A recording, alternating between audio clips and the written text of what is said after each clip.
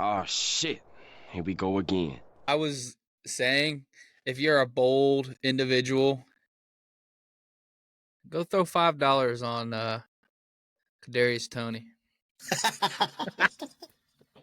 What if he just goes the I'm fuck saying. off? What I'm if he saying. just goes off and has like a He's been 200 out for yards or 2 something? games. He's been out for 2 games. He just had a baby. He'd been He's got talking all that.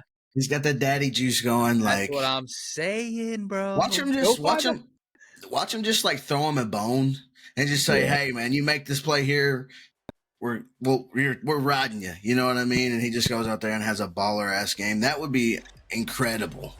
Incredible. But I honestly don't see that happening.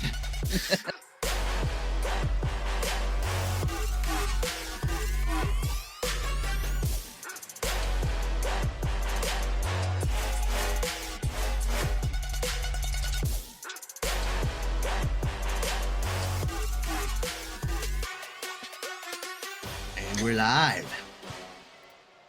Ladies and gentlemen, welcome back to yet another episode of Real Conversations with Cozy and Murph.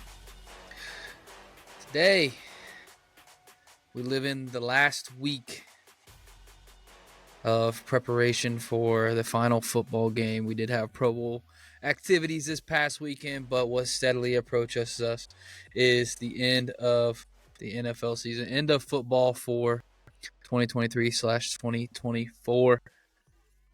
We got a lot to discuss. We're definitely going to do a little bit of predictions, talk what we feel and see is going to come of this game.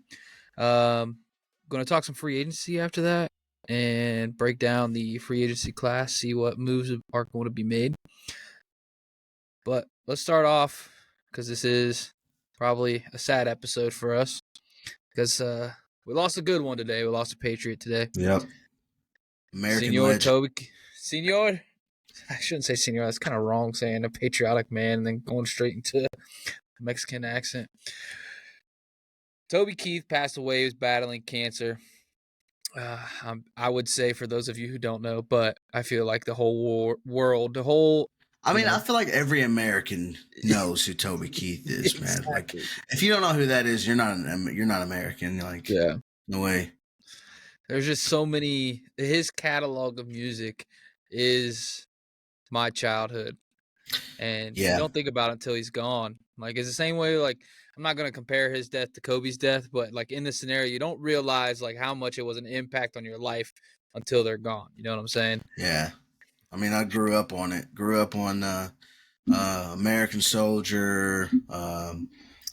What's the talk about you? That's like before. Me. That's like Me.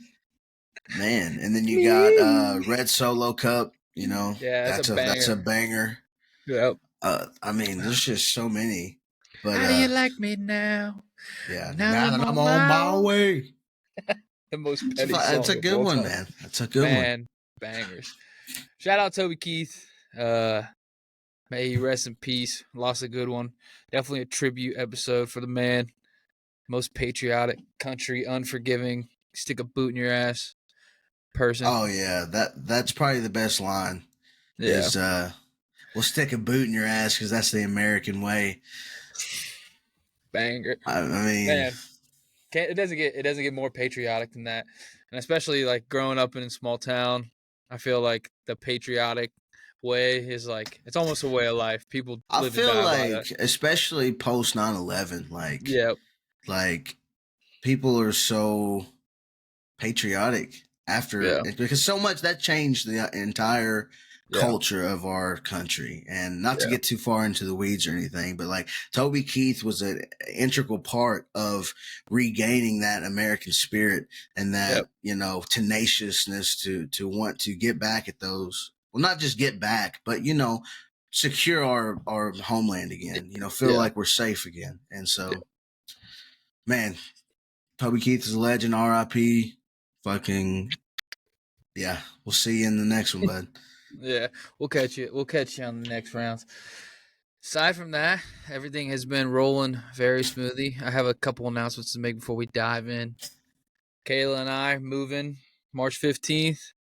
Hopefully be setting up a little podcast spot in our new apartment. We'll be moving. I'll be coming to Kentucky. Not too far.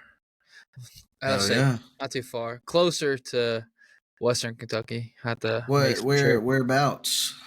About 25, 30 minutes into Kentucky, so a little south of Cincinnati. Oh, okay. I got you. Yeah, not too far. Across the river, I skip over mean, the pond.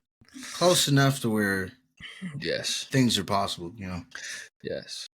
And secondly, I have an announcement for you, but I guess this works on the podcast. Huh. There is a company that has reached out to us, and their name is, or their affiliation is Believe. It's BLEAV.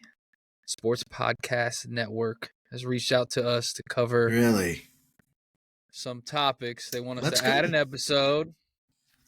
They're looking for somebody to cover because baseball season's coming up. So two 25-minute episodes extra, but backed with A week? ads.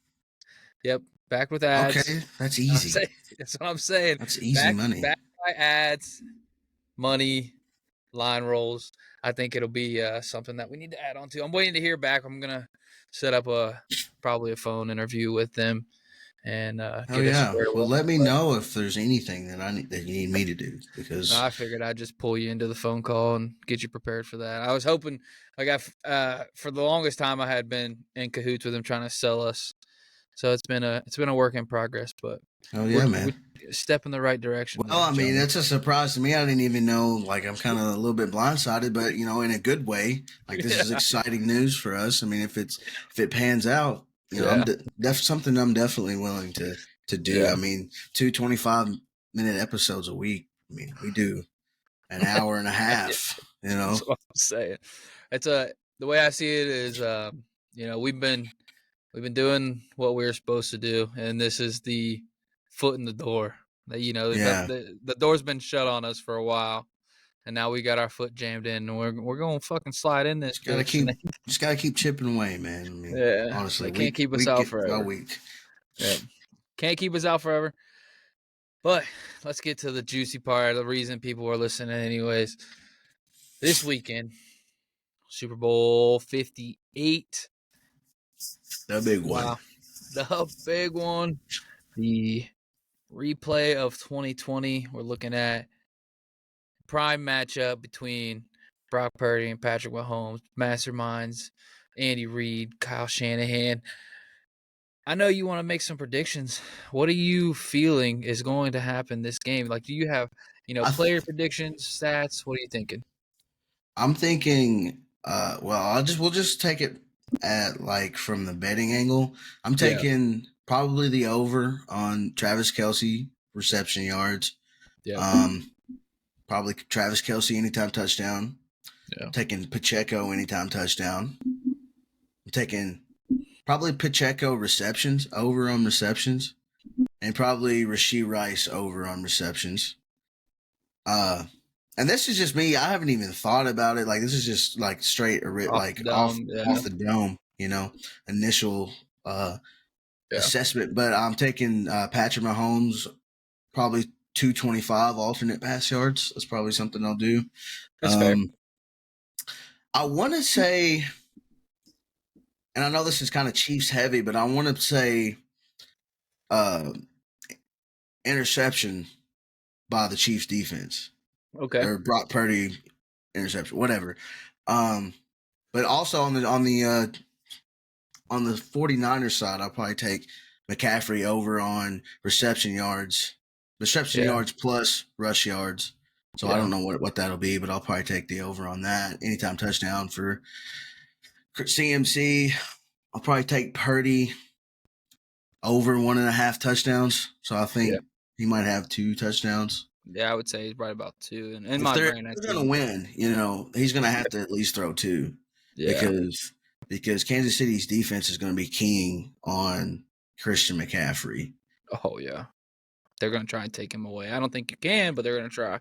I'm probably going to take the over on both quarterbacks' rush yards as well. Yeah. I think it's going to come down to Mahomes and Purdy making plays with their legs, because both of these defenses are, top notch defenses. So, do you have any inkling, I should say, towards a sleeper Super Bowl MVP? We know the unanimous favorites, right? It's like the quarterback of the winning team or the outstanding edge rusher or whatever lineman that makes the Chris Jones gets 3 sacks or whatever. I have a bold prediction. Obviously, it depends on who wins. Yeah. But for the 49ers, I could see Brandon Ayuk. That would be a big one. I don't know what the odds are on him, but I know it's probably high. Over 1,000, I'd say. Yeah, and for Kansas City, I want to say either L'Jarius Sneed, Justin Reed, or I'm inclined to go Chris Jones, but I also say that Karlaftis cat. Yeah. Karlaftis, man. He is a game wrecker sometimes. And if he gets in a groove and can key off and get to Purdy, he's liable to have 3-4 sacks, maybe a strip sack or something. You never know. Yeah. So that would be my wild card, would be Karlaftis. I like that. I was saying, if you're a bold individual, go throw $5 on Kadarius Toney. What if he just goes I'm saying off? What if he just goes off and has like a 200 yards or something? He's been out for 2 games. He just had a baby. He'd been talking all that. He's got the daddy juice going. That's what I'm saying, bro. Watch him just like throw him a bone and just say, "Hey, man, you make this play here, we're riding you." You know what I mean? And he just goes out there and has a baller ass game. That would be incredible. Incredible. But I honestly don't see that happening. I don't see that happening. I was trying to look up odds for Super Bowl MVP, Super Bowl specials. They don't have any. They don't have any lines yet. I almost bet Kelsey gets MVP. Yeah, I think I bet he has 12 catches, 180 yards, 2 touchdowns, 3 touchdowns, something like that. Let me. I'm gonna run through some of the game lines. Right now, the spread is 2 points, favoring the 49ers. Over-under is 47.5. We're looking at... I'm taking the under. Anytime touchdown scores, Christian McCaffrey as at minus 210. Pacheco at minus 120. Kelsey at minus 110. Deebo Samuel plus 135. Rashee Rice plus 130. Kittle 155. Ayuk 170. I'll throw a little bit of money on Kittle. Anytime touchdown. That's good odds. Yeah, it is. I'm gonna Kadarius Toney anytime touchdown plus 1,200.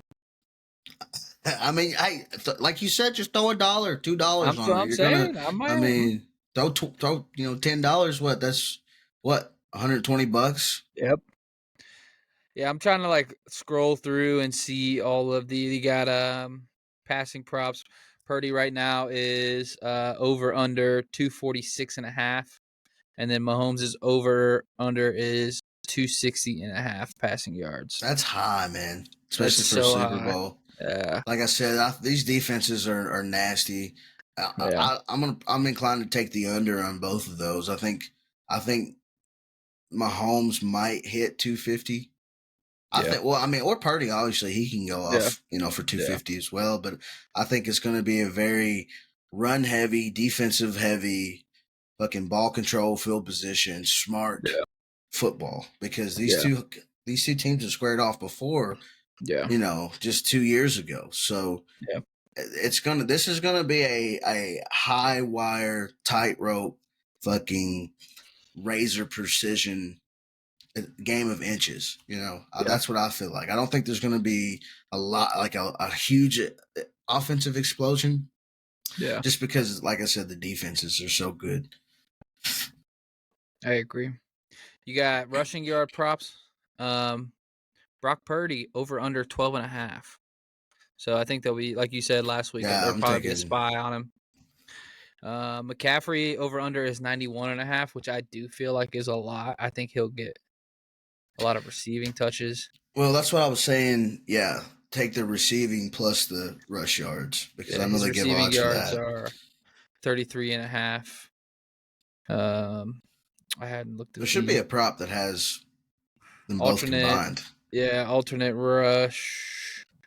I mean, I can't find it. I'm not good at this shit. But they got like Super Bowl leaders, most rushing yards.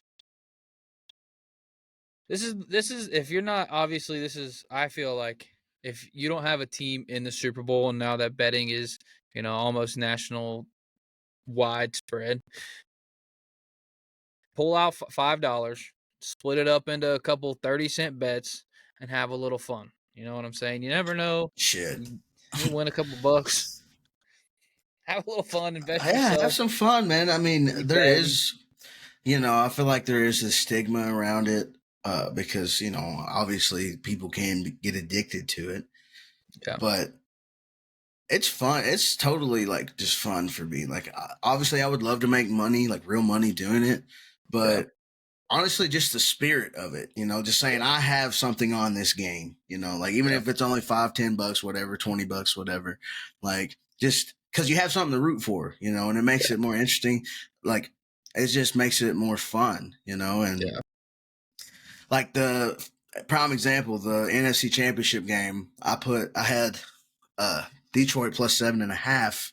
And I was sweating my dick off for that one, man. Like that one came down to the very, very last play that the Lions had because they were down 10 with like 50 seconds to go, and he throws Goff through a touchdown to was it Jameson Williams? I don't know. But anyway, they covered for me. But it was like the roller coaster of emotions because the first half. We're up 17. Detroit's up 7. I'm setting pretty. I'm like, I know I'm winning this one. Like, this is a lock right now, And then all that shit happens in the second half, and here we are, Detroit down 10, and I'm like, man, because I figured they were going to go for it 4th down, and he was going to throw it out the back of the end zone or something. That's just my luck when it comes to betting. So, me sweating the biggest bet that I've put in, or like I've said prior, these 13 leg parlays. I feel like I never make it to the fun part. It's like it's already busted by the time the second leg or one guy scores. I need to actually like pay attention to the mass and the people out there. I'm telling you, my process is I go in the bathroom, take a shit, and after I get done shitting, I just sit there and scroll through all the props and everything. Like I'm telling you, the best parlays I've ever made is as like post shit clarity. I don't know what it is, but that's where it's at, man. You think clearly after you. Like I am no longer clogged. Yeah, like I don't know what it is, but that's when I win the most bets is right after I put the bet in right after I take a shit. So I'll try that for the Super Bowl. Yeah. Take you about 20-30 minutes. Well, yeah, we're planning on having my family over. Her dad and sister will probably come over. But I want to do 60 wings. Probably. Most people probably only eat 3 or 4 wings. I usually eat at least 10. That's just me. I'm gonna eat 10. I love chicken wings. But yeah, we'll probably do some pizzas. Yeah. Kaylee will probably make spinach dip or something. So yeah, we'll probably do a little something. Yeah. I think I'm gonna end up doing the same thing. I know Kayla and her roommate Logan are going to have some people over. And selfishly, I want to cook so that, my girlfriend, myself, and her roommate eat good. But my concern is all the friends are going to eat all the good food, and I'm only going to get a little bit of the shit that I slave over. So it's like, hey, that's how it is, man. When you play host, that's how every time that we have like anything over at our house, like I am busting my ass making sure we have everything ready. Like I swear, like And then by the end of it, I might get like a burger, maybe a hot dog, or in a plate of, nacho cheese dip or something. Yeah. And it's like, but hey, man, as long as everybody else had a good time and got full, like that's all I'm worried about, because most of the time we do have leftovers. So I'll be eating on that shit for a couple days anyway. So, yeah. Damn. Yeah. I'm probably going to make some wings, but I think love this year, doing wings, man. What do you do? And not to get too much on a side tangent, but how do you like do your wings? So usually I'll bust out, since I've gotten the smoker, I've done it, but this year I'm going to air fry them. That's a good method. Like, dude, they turn out perfect in the air fryer. You don't got to wait very long. Yeah, it's very easy. The inside's meaty, and then you can just take them out, throw them in a bowl, and toss them in the sauce. Boom, bada bing, bada bang. It's delicious. Yeah, that's what we should do, but 60 is a lot. 60 is a lot. That's a lot to do in the air fryer for a while. Yeah. So usually what I'll do is I'll try to buy them fresh, but if I can't find fresh, I'll get the frozen ones. I'll thaw them out.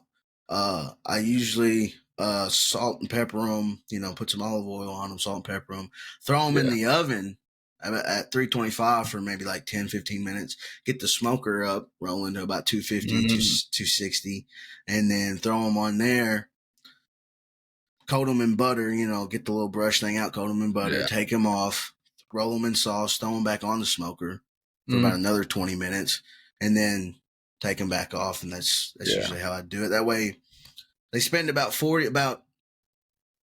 20 minutes in the oven, 40 minutes on the smoker, dipped in sauce. And then, so, I mean, they usually turn out pretty good, but you know what? I'm going to bust the smoker out this weekend. I can't help it. It's so good. You got the pellet smoker, right?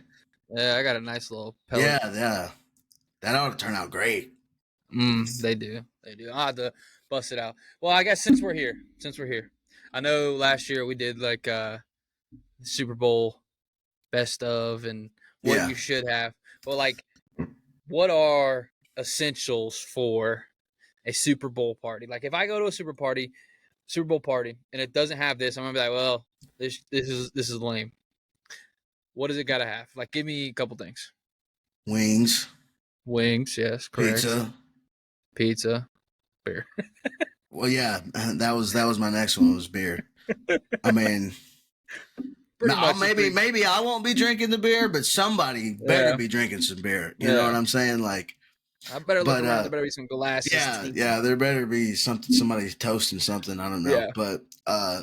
But food wise, some type of dip. You got to have something you can dip your nachos or your Frito Lay chip, whatever chip of your choice is, Doritos, whatever.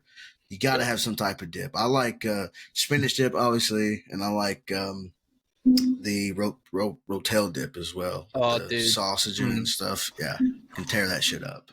I think people sometimes try to get too fancy and incorporate shrimp and stuff, and it's like, nah, man, like, we don't need all of that, bro. Like, we're dirty football fans. We like to stuff our faces with greasy ass saucy food. Yep. I want to feel like shit when I leave here. Yeah, exactly. I want to feel like I'm having a food baby, like I'm pregnant, Yes. And constipated. Definitely wings, pizza, some kind of chip, dip.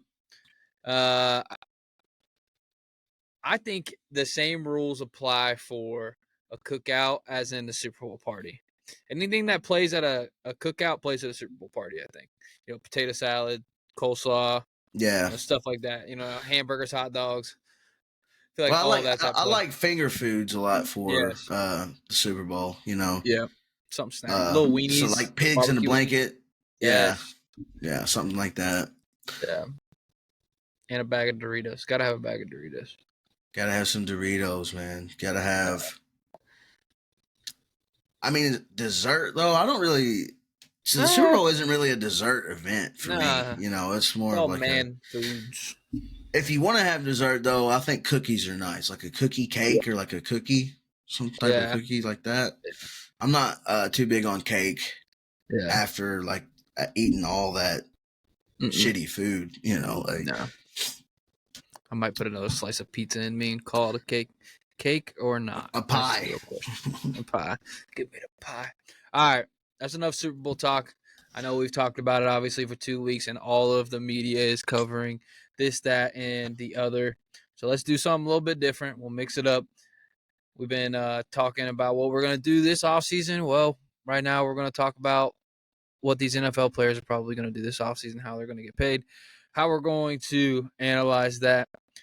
Murph sent me a nice little article from Power Football Focus, which I do like a lot, and I like the comparisons, but it's 100 players, and I'm probably not going to do all of them. We don't have all night, but No. we could go all night. But the key players that we think are factors, and the first one on the list is Chris Jones, who is playing in the Super Bowl.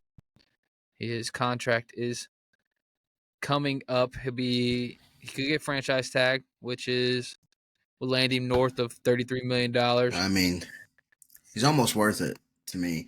But I think he's one of those players that are kind of like the forgotten, like pillars of that Chiefs team. Because when you think Chiefs, you think obviously Mahomes, Kelsey, all them. But what we don't realize is without Chris Jones, that defense is almost unrecognizable, Yeah. And I think he held out in the first game of the season against Detroit. Yeah. And it was a complete game changer for them. So to me, I know he's old. I know he's getting older. I still think he has at least one or two.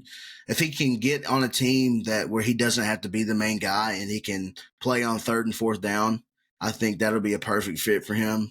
But yeah, obviously, I think he's deserving of the number one spot here. Yeah. Of free agency. I agree 100%. And I like the comparison that they put on here. They put a top free agent comparison, and that comparison is Ndamukong Suh from the 2015 season. And they've got the run defense grade, pass rush grade, true pass set, pass rush grade, pass rush win rate. And, aside from the run defense grade, which I don't think that's Chris Jones' specialty, his is getting to the quarterback, especially late in games. That's the thing, too, I feel like people forget about Chris Jones is he gets better as the game goes on. Early on, he's feeling things out, but he's a closer.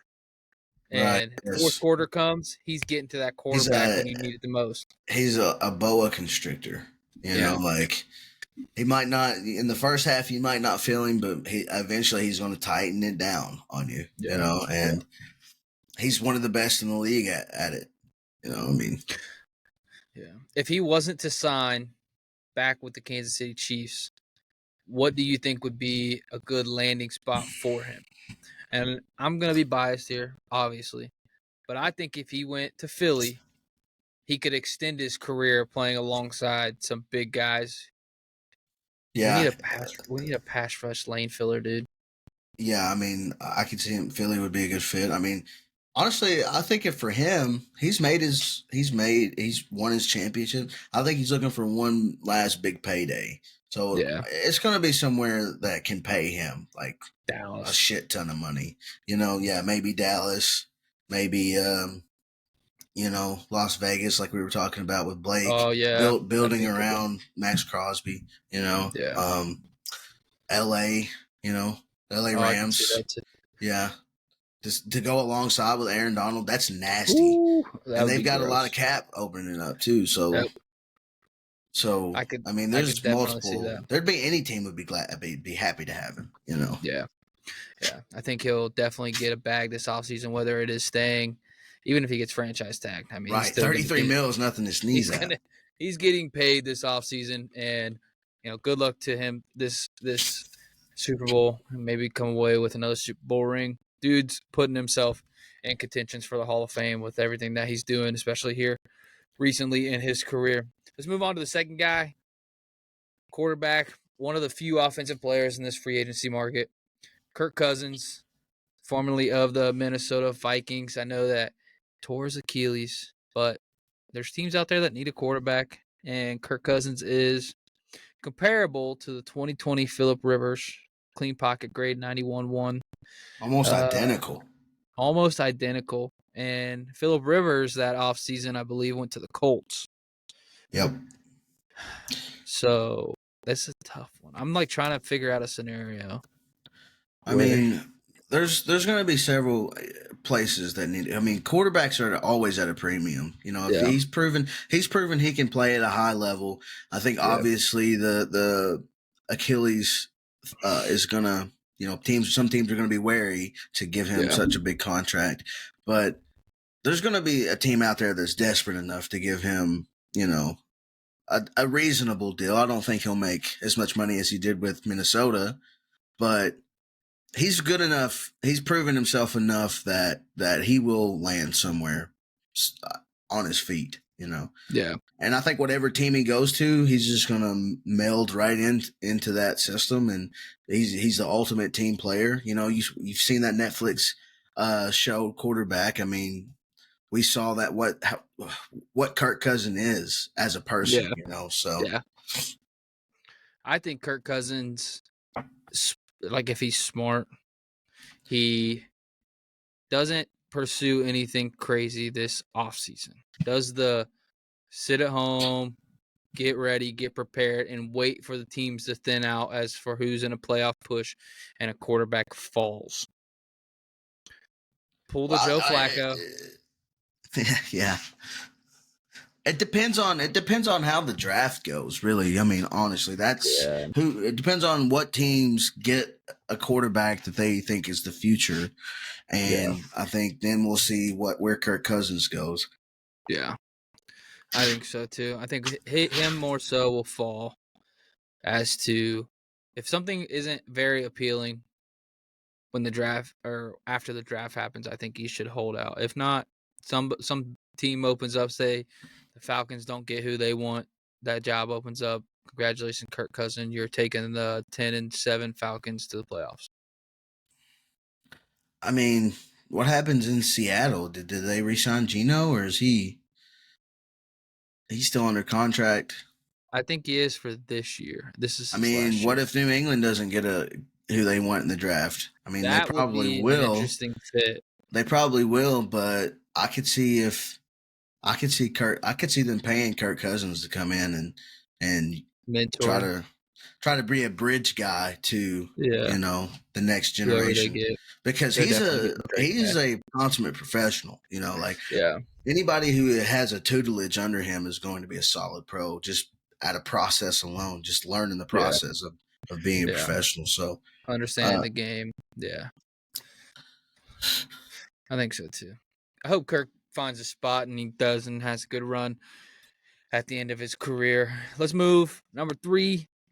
well, before we move on, I just want to comment on the whole like free agent class is really, really I think you mentioned it before, but it's like super defensive heavy. Super defensive. Like defensive line heavy. There's a couple cornerbacks and safeties, but mostly it's interior defensive linemen and edge rushers. Yeah. The only really, prominent offensive players is we just talked about Kirk Cousins, but then you have T. Higgins at 4. I think he's going to land somewhere and going to get a nice payday. I mean, he's proven himself to be able to be a number one. I think he's worth number one money because Jamar Chase was out, a couple games, and he picked up the slack big time. So, and then at number, let's see here. Number 11, we have Michael Pittman. I think that's going to be a huge signing for somebody. I mean, I think the Colts, honestly, they probably are interested in re-signing him. They don't want to give him up. I think he proved himself this year and last year to be a competent wide receiver, especially with all the changeover at quarterback. So now they have a young quarterback there in Richardson, and obviously Minshew is going to be. I think he's going to be a good backup there for a couple of years. So I can see Michael Pittman getting another big payday because I didn't even see Mike Evans. Once you go at farther 13. down, there's some guys. Yeah. Mike Evans would be a good one. Saquon, Calvin Ridley, Josh Jacobs, Derrick Henry. I mean, there's guys that's just further down. They're just not listed as high. Yeah, all the top guys are super defensive heavy. Yeah. But let's talk the offensive weapons because that's obviously appealing to a lot of people. Mike Evans, you think? I know that he's a Hall of Famer, right? do you go ring chasing now? You already got one. Do you need to go ring chasing, or do you stay with the team that drafted you and retire with the team that drafted you and be, one of the greatest Tampa Bay Buccaneers of all time? Again, I mean, it all comes down to money. Yeah. I think a lot of these players are going for the money because of the toll that the game takes on your body. You want to get every penny you can because the NFL is going to take every pound of flesh they can. You know what I mean? Yeah. Like you're gonna be some injuries you're gonna have some lingering injuries after you get done playing. Yeah. And so I think players are more aware of that fact, and so loyalty is less of a factor. But I mean, Mike Evans already has his Super Bowl ring. He has, like you said, he's probably already a Hall of Famer, if not a first ballot Hall of Famer.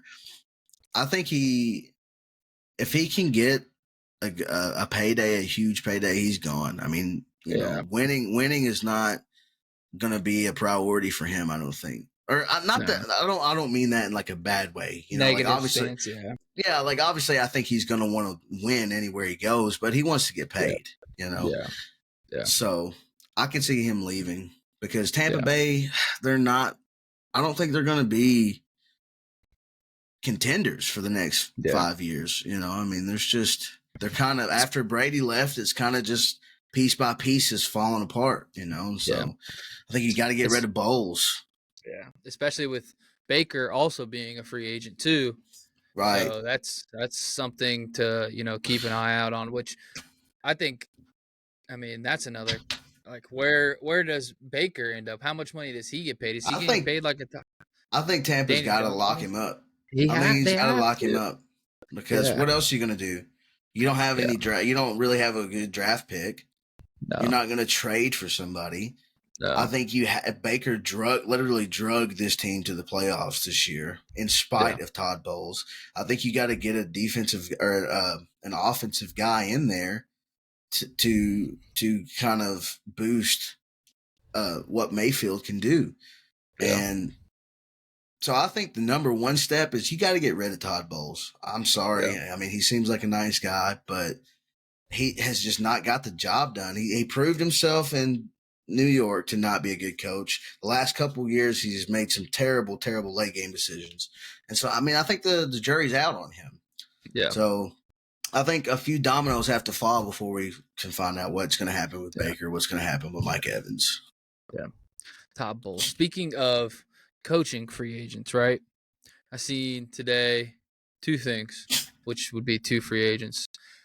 Mike Vrabel is apparently, too intimidating or doesn't fit new age school styles to bring him in as a coach, according to multiple GMs across the NFL.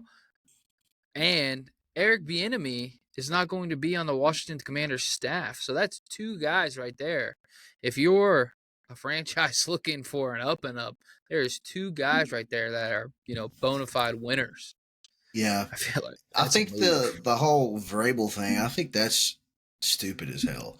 Like, coward shit. You're telling me you're not going to hire some guy because he's physically intimidating in a football locker room. Like what do you mean? He's a former player. Like, what do you want him to do? Like that's just silly to me. That's like some type of like fucking, I don't even know what to say. But Bieniemy, I think he has kind of a Josh McDaniels type like vibe to him. Really good offensive coordinator, but does not know how. He has no people skills. That's just what my initial vibe. That's what I get from it, is because a lot of the stuff you read in the media is he has a very abrasive coaching style, and he gets after players, and sometimes that's good, but whenever you haven't won anything and you're still doing that, that's whenever you kind of lose the trust of the players, is because if you're Bill Belichick, of course you can rip anybody at any time. I mean, you have fucking the pedigree to do that. Yeah. But you're Eric Bieniemy and you kind of rode the coattails of Mahomes and Reed for a couple years, got you Super Bowl. And why do you think? I think his interviews probably go poorly. And I think that's why he hasn't got a good job. Or a head coaching job, I should say, is because his interviews are just not. I think he has just a weird vibe about him. So, He'll end up somewhere. He's good enough to be, to run an offense, but I don't think that he's head coach material. And Vrabel, I think, here's what I think. I think he's taking a year off. He's going to relax, refocus, kind of get the itch back for it. And then I think we'll see him either in college next year or after next year. I think we'll see him in college, or he'll get a job with one of these fledgling franchises. I like that. I think Vrabel too walks into a front office.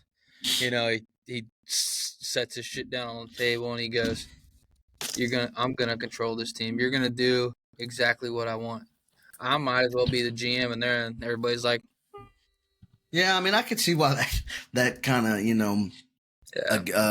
rubs people the wrong way, but he's a Belichick disciple. He's a no nonsense type of guy. Yeah. He doesn't care about being flashy. He doesn't care about being trendy. He doesn't care about social media or what, this reporter's saying. Like, he cares about winning. And so I think he's a serious guy. He's not like a Mike McDaniel type, like willy-nilly, loose, let's have fun. Like, and I respect that style because, the players respond to that. But also, I think there's something to be said about Vrabel's approach to it. And just being as prepared as possible all the time, always. I mean, I think that's just bred into him. That's just kind of the Patriot way, and that kind of intimidates people. Yeah, which is sad because Vrabel would, I would love to have Vrabel in I'd be thrilled. Atlanta. Yeah, that would be. It would have been a huge addition to pretty much any locker room. Which I haven't really. Yeah. Well, I was going to say, I haven't really talked about the Raheem Morris hire, but, initially I wasn't thrilled with it. But I don't really know a lot about Raheem Morris. So, I know he was defensive coordinator for the LA Rams. But as far as everything I've read and heard about him, he seems to be like a really good coach. So we'll see how it works out. He brought in, I can't remember who he brought in for the offensive coordinator, but I mean, I'm hopeful for the future. I think we, as long as we get a good quarterback, I think we'll be all right. Yeah, that's what it's going to come down to, is how you guys, or what you guys pull off in the draft and pulling out. It's gonna be fun. I think the draft episode is going to be a fun one for us, especially the day after the first, second round or whatever. Because there's going to be trades, there's going to be movement, there's going to be all kinds of things to shake up. And guys, obviously the same things that happen in drafts every year. Guys are going to go ahead of where they're supposed to, et cetera, et cetera. So I'm excited for that. And I'm excited to see where a lot of these coaches end up or what they do. Like, Cliff Kingsbury, we just talked to Blake about him being on the Raiders staff. And then that very next day he's on the Commanders staff and everything's all turned around. So you never know what you're going to get in the NFL. It's exciting. It's fun. We're pulling it out of our asses as we go, just like they are. I came across the read here, Calvin Ridley with the Jacksonville Jaguars, and I was just reading the thing. It says, Ridley's contract situation is a true one of one. He returned to play in 2023 after missing all of 2022. There's drop issues with Ridley. But he still proved to be capable of taking over games with explosive receptions. Equally fascinating are the conditions on Ridley's trade to Jacksonville, where the pick the Jaguars will send to the Atlanta Falcons escalates to a second rounder if the two parties agree on an extension. So if he does become a free agent, like if you're Jacksonville, do you extend him so that you help the Falcons out, or do you extend him in the sake that Calvin Ridley helps your team out? Does Calvin I think you extend him. I think you extend him because he's the number one receiver in this league. Yeah. I mean, I know they have Zay Jones and they have Christian Kirk. Yep. And they have Evan Ingram, obviously. But I think Ridley is the number one in that equation. I think Christian Kirk is a great slot guy. I don't know that he is a deep threat, though.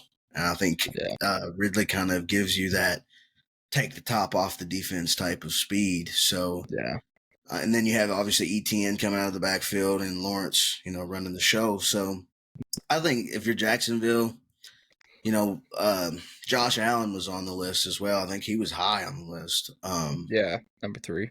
But I think you got to take, because they're going to have to choose one or the other. I don't think they can pay both guys because those are two prominent guys. I think you got to go with Calvin Ridley. Yeah. I mean, I hate to say it, but the edge rushers are becoming a dime a dozen. They're kind of like the running backs of the defense. I mean, I feel like there's great edge rushers everywhere, and you can find edge rushers. You can find edge rushers because there's just so much. The game has evolved, and the players have evolved so much to where they're almost homogenous in their build. So you got guys like Thibodeau from New York Giants. You've got guys like who's the cat from Philly, Hassan Reddick. You've got Burns cat from Carolina. You've got Chase Young, which there's been some questions about his effort, but if you can get him to play, he's a fucking beast. You got the Bosa brothers. I mean, there's just so much talent out there that I think a solid wide receiver is harder to come by than a serviceable edge rusher. Especially at number 1, and a bona fide number 1.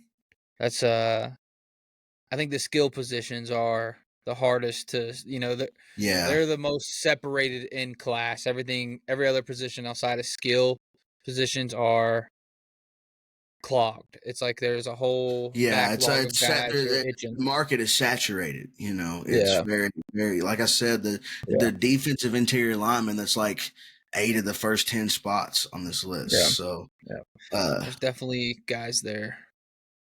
Right. 100%. So I think, as far as this year free agency, Jacksonville, you got to think about re-signing Ridley. Just because there's not a lot out there as far as number 1 wide receivers go. Yeah. If you're Jacksonville, though, you re-sign Calvin Ridley. Lawrence has a similar season. Jacksonville, make a move off Trevor Lawrence. That's too many weapons on one team. To not be at least in the divisional round in the playoffs. I know they did it last year, which was awesome, but there's no excuse to not be there again this year. So the last 2 I really want to talk about. I mean, like we said, we could go on and on. There's so many names on this list. There's a huge market this year. Which this is really the first year I've ever covered or like really paid attention to the full free agent market. But big year for running backs coming up. You've got Saquon Barkley, you've got Josh Jacobs, you've got Derrick Henry, all free agents this year. So it's going to be interesting to see where those guys go. I think if you're Las Vegas, you have to re-sign Josh Jacobs. You have to. Or you have to go after one of these other guys. But it's kind of like I was saying with the edge rushers. It is a saturated market when it comes to the running back position. There are a lot of serviceable guys that, might not be at Josh Jacobs or Derrick Henry or Saquon Barkley's level as a standalone back, but more and more teams are moving towards 2 and 3 man rotation in the backfield. So, I mean, just look at Baltimore, look at Kansas City, So I think it's going to be interesting. I almost want to bet Derrick Henry winds up in Dallas. Yeah, because Tony Pollard's also a free agent too. And I think Henry would be an absolute fantastic pickup to run behind that Dallas line. I think that would be crucial. And then you get maybe a scat back, some type of quicker guy, to be the pass catcher out of the backfield. But not that Henry can't do that, but Henry is getting older, but I do think he has great value there. Yeah. What have we got? Derrick Henry, Tony Pollard, Josh Jacobs. I think Saquon's gone. I don't think he's going to sign with New York. Oh no, Eckler is a free agent too. I know that. Yeah, but I think he's kind of washed. He's on the back end. I hate to say it, but if Saquon, I feel like can pull it off. You know where he needs to go? Baltimore. Ooh, that would be dirty. That would be dirty, dirty.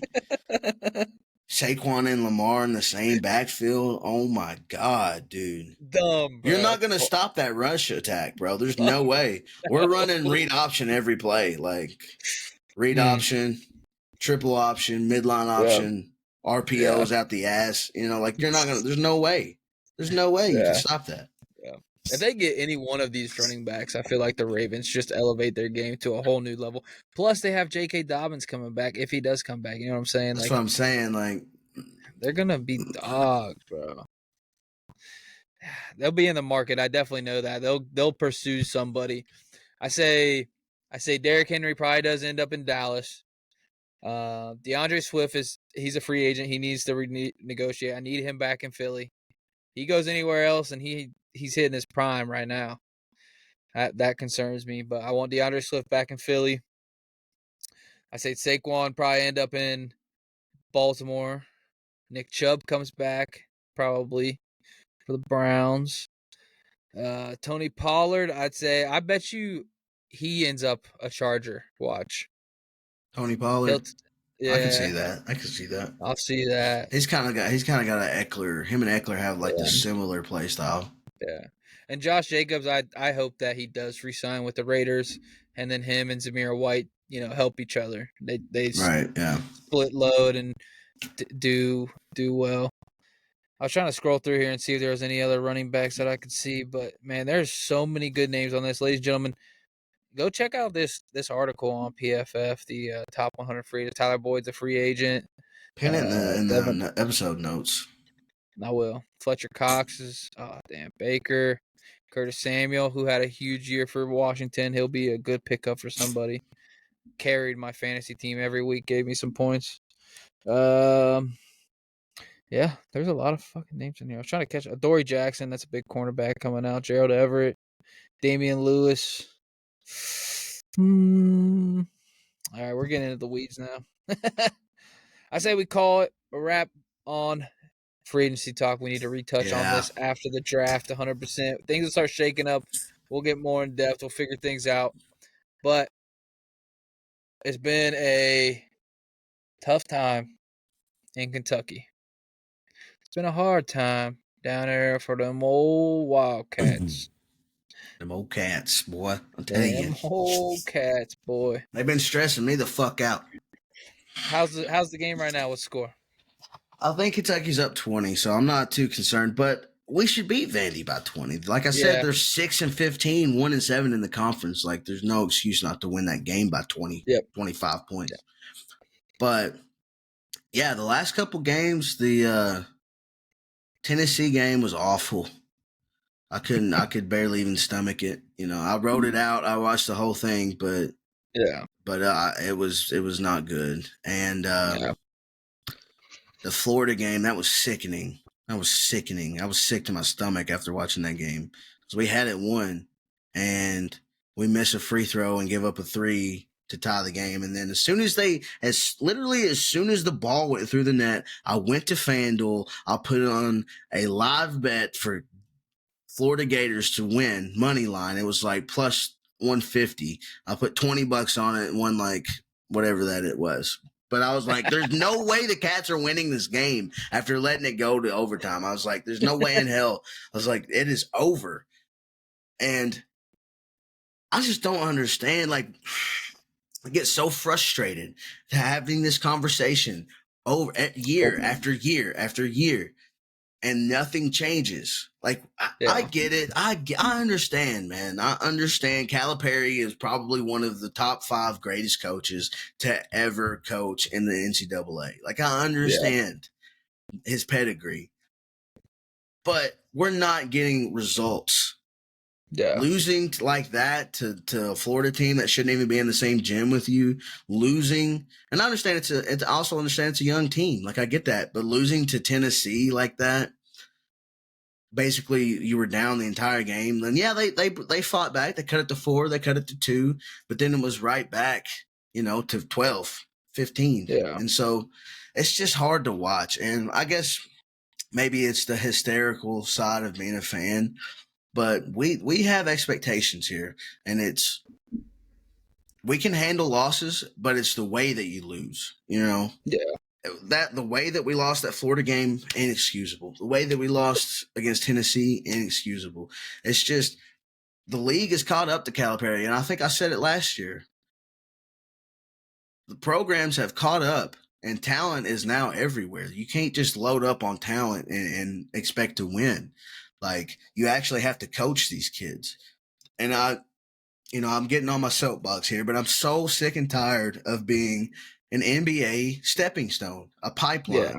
Like, I want their time when I say they, I mean all these NBA players, talented kids that comes through Kentucky. I want their time to matter, in the grand scheme of things. And I'm not saying it doesn't matter. Obviously, we're helping develop them into, upstanding young men.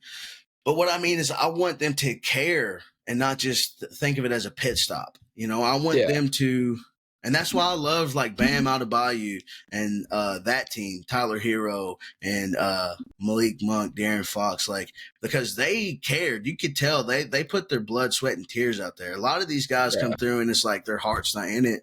I'm just waiting to go get paid in the NBA. And so I just really want Kentucky to get back to fucking championship standard, man. If we don't at least make it to the Elite Eight this year, it's like done. So Sweet 16 is not good enough, man. Elite Eight, Final Four, National Championship, or bust, and that's it. That's my expectation for the season. And if that doesn't happen, that is a lost season for us. Well, I'll leave it at that. Well, freaking said. I know we talked about it prior to the podcast about that. The trapezoid of destiny for college basketball. I think people should look into that. Check that out. Yes, there's this guy on Instagram which I'll pull it up. He does this trapezoid thing, and he segments out, all the higher analytics for teams, and it's pretty much correctly predicted a national championship or Final Four appearance. Like, the trapezoid pulls, this way is scoring efficiency, this way is like speed of play, and it sets it up to where it has defensive efficiency in there somewhere too. Yeah, if you're outside of the trapezoid, you're not good. You're not going to make it. There's no special run in history where, like, if you're outside of this trapezoid, you don't make it to, I think that is what analytics is good for. Analyze, like, literally, it's called analytics. You analyze data. It's not meant to be used in real-time decisions, for me anyway. It's to sit back and look at the grand scheme of things over time, and determine, what do we need to be looking at specifically year in and year out as recruiters, as coaches. What do we need to develop? Where's the game trending? Where's the game evolving? And how can we fit in there? That's what analytics is perfect for. It's not perfect for 4th and 2 on our own 30. Let's fucking go for it. No, man. I will clip in the video that I'm talking about for people to go in. I'll tag the creator, put him on. Maybe I'll reach out to him, see if he wants to come on the podcast. And I would love to talk. I would love to pick his brain, man. I think that would be a really good time. Maybe I'll shoot him a message and see how that plays out. But we'll dive deeper into college basketball as March Madness comes, and I need to prepare myself because I ain't watched a single fucking basketball game this year. I haven't watched much outside of Kentucky. Yeah, I feel like I'm weaning off of basketball. And if you've noticed, I've been glancing over here to my right. I've got the game on right now. I'm watching. We're up 54-38. The second half just started. So yeah, we'll keep tabs on it. Go Cats! Hope you guys can pull it around. With that said, ladies and gentlemen, banger episode. Talked a whole lot of nonsense, whole lot of good stuff. Make sure you enjoy yourself this weekend. If you drink, don't drive. Call a friend, call a cab, call an Uber, call me, call somebody, call Murph. Doesn't matter. Make sure you get home, do the smart thing, treat it like New Year's Eve. We don't go out, we don't do dumb things. Ladies and gentlemen, with that said, like, comment, subscribe, share, show it to your grandma. And spread love. Spread love, baby. Tell somebody you love somebody. I love you. Murph loves you. Oh, I love you too, JD. Peace. Peace.